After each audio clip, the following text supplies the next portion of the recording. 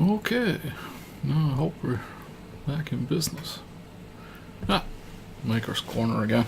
It's been a while. Been messing around with stuff. Moved to all of the audio and video is now running off USB 3.0. So actually I had purchased a USB 3.0 hub quite a long time ago. Didn't remember I had it. Then I got this computer I'm using has two USB 3.0 ports. So I reconfigured all the audio video to 3.0. We'll see if it helps. Yeah. Now I've been messing around with other electronics in the house. So I got a new home theater receiver. It's quite fun to set up. I was thinking if I would make a video about it, but it's not that. I don't know. I don't really want to turn this channel into an audio, to that extent, an audio video channel. You can, if people are interested, then leave it in the comments. Maybe I can do some overview of it later. But anyway, the main reason is I had a home theater system receiver, which is the device that amplifies the sound and creates the surround effect. And I had a very good one and a very expensive one, except that it was non-digital, basically. No HDMI ports, no wireless LAN, So it was basically when you're upgrading everything else around it, everything else, you got a Xbox One, we got the TV, satellite, or cable TVs, or the LAN system, and Chromecast devices and stuff. Then it was just you had to switch the audio separate from the video, and then I also have a projector. So you had to swap the video source and the audio source separately. Getting to be a bit of a home hassle actually. So this new home theater system or amplifier,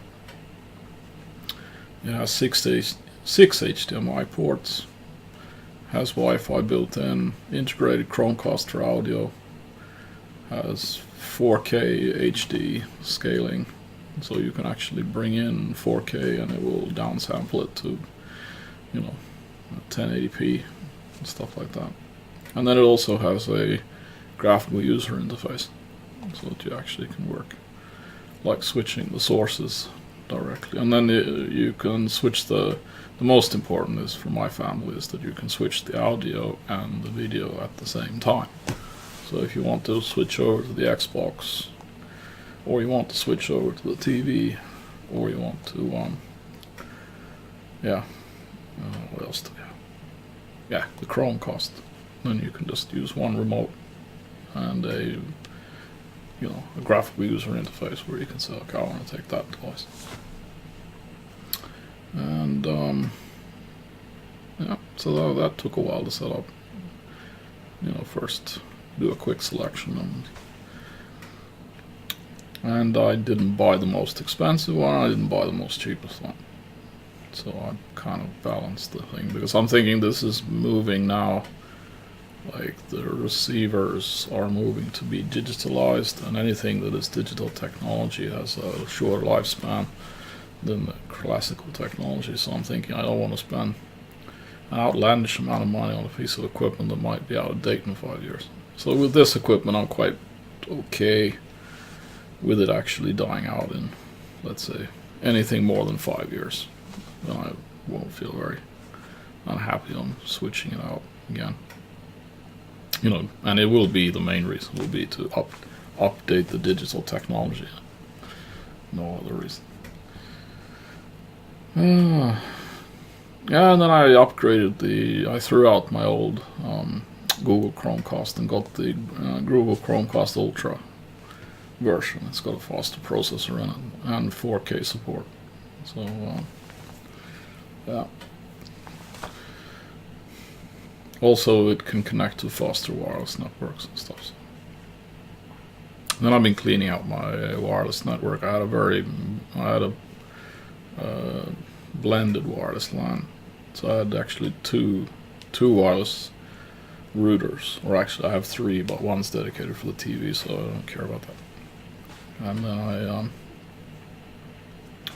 went ahead and removed my old wireless LAN router, and it crashed the whole network. The whole wireless LAN network came down, which is of course impossible, or excuse me, seemingly impossible, because I mean, routers are independent; they shouldn't have any cross connection. But anyway, part of the wireless LAN went down, and for some odd reason, either this was in parallel with the switch out of the old one or something, but I have one wireless LAN repeater that was picking up wireless LAN signals and sending it to the newer router, and it actually turned out that was broken. It stopped connect. It's just, yeah, you couldn't configure it anymore. But it was capturing the wireless LAN. Those that are on that specific SSID, they were being captured into that repeater, and the repeater wasn't communicating with the hub. So it was randomly disconnecting all my all my client equipment all over the house.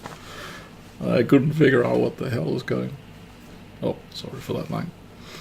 But anyway, then I took it out, replaced it with another solution, and now the network's been stable again. And yeah, my Xbox One refused to connect to the network. That was the last remaining problem, that my Xbox One just didn't want to connect to the wireless LAN, whatever I did.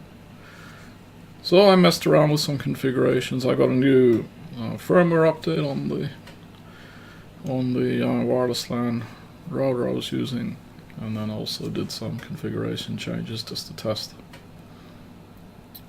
And this is such a ridiculous joke. I found an article online where they were lots of people have seen this, that the Xbox One doesn't connect to the wireless LAN, or is very unstable, disconnects immediately.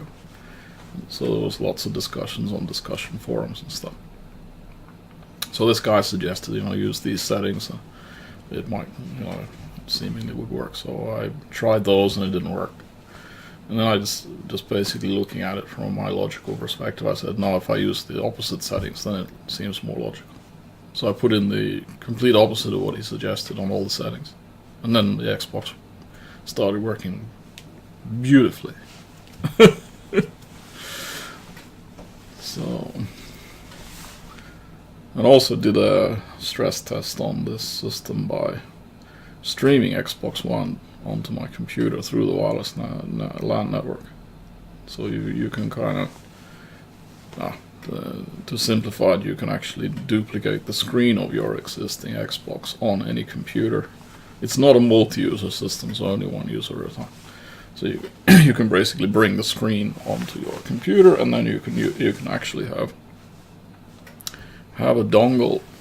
I can't disconnect it now. You can have a dongle that you can buy from Microsoft, so that you can actually use an Xbox controller. So you can actually use this on your PC. And also the dongle works for other games. So any game that supports this style of controller, you can actually run it. So that worked really good. I played this Forza car driving game, and that was just totally, And then I also played this Red Hot game, and that worked flawlessly. Yeah, so I haven't had really much time for the box project, which I had to do lots of updates to that. So maybe go through some of them. If anybody's, I don't know. This my thermal experiment's not working out that well. I don't know if I want to call it a blooper, but let's see, where was it? That one.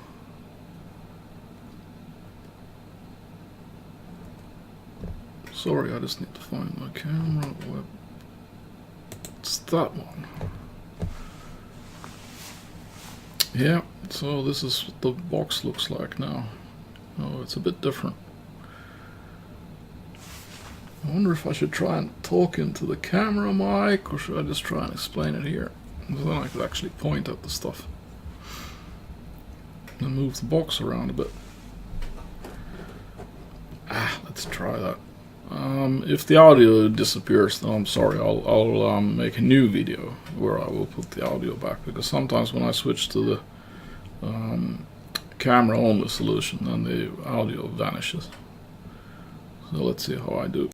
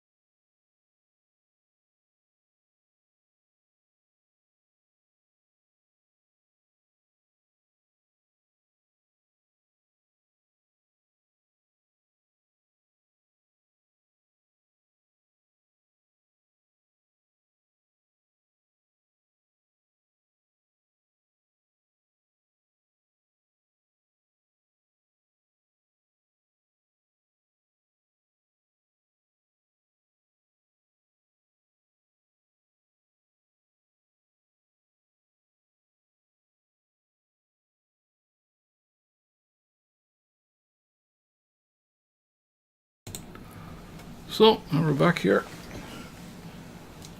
I just have to find everything.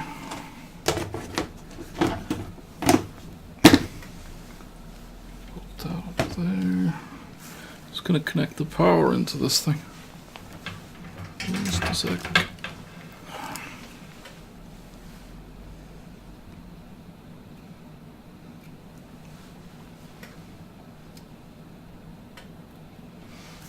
There we go. That's the power. Oh, I wonder if I could. There's not really much value in showing that, I suppose. Because the most interesting is. Let's see now, what's that one? Whoops. I have to. No, it's on my little show list. So, did I talk about all that news? Solid. We get rid of that. I think that's what one's supposed to do. Oh, need to plug in the Arduino here. Let's see.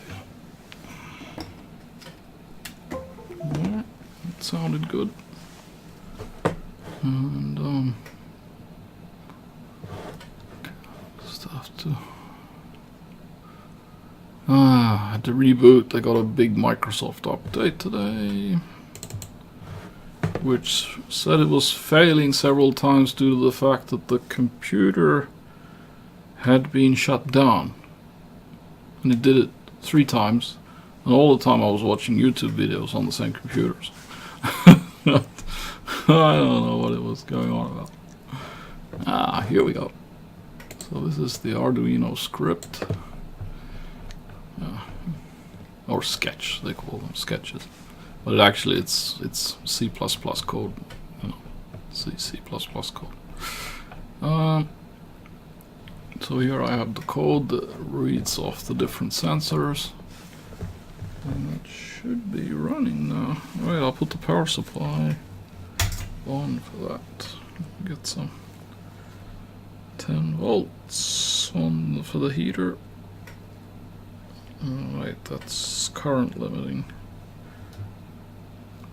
Okay, one needs to bring it under 2 amps. I only have a 2 amp. If I use one channel on my power supply, then it's maxed out at 2 amps. Whatever, I'll just leave it there.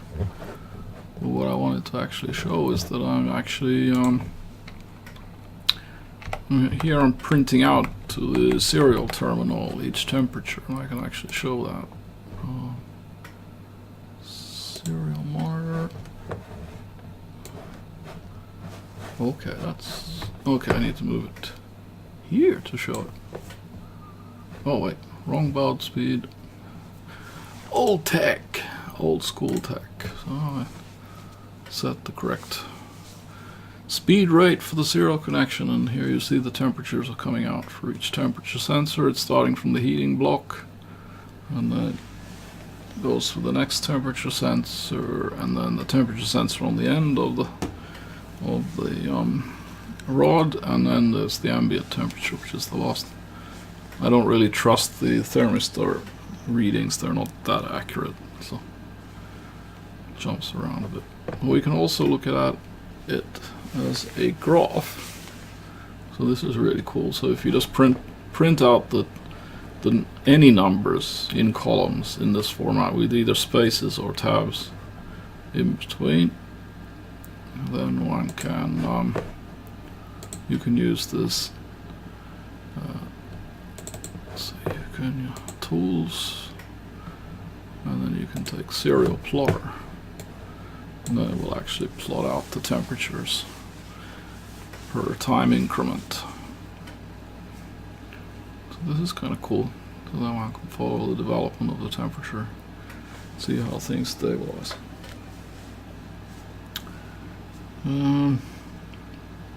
So anyway, with all this horrendous setup, the next phase is to create the disturbance factor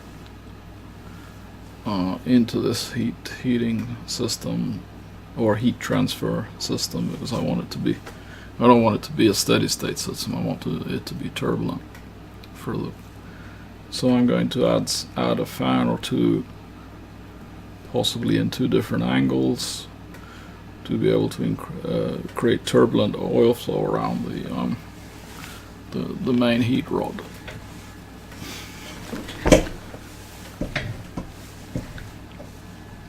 and then I'm going to be collecting a lot of data. But I might actually spend a little bit of time showing different options for data collection and storage, just so that we have something to play with, because this is also kind of an experimental platform for playing with the Arduino and other solutions that might come up. So what I would like to have is a thermal camera, but I looked up the prices and they're like $300 even for the one that you connect to your mobile phone. So a bit too expensive. If I don't get any Patreon input, then I can't really finance that myself. I can't justify. I have no real use for an infrared camera.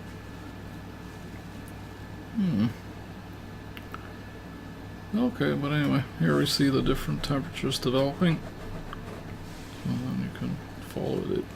The time constant is quite long on this one, so I'm not going to wait for the temperature to stabilize in the show because it will take way too long. But I want it to be slow. It's okay for.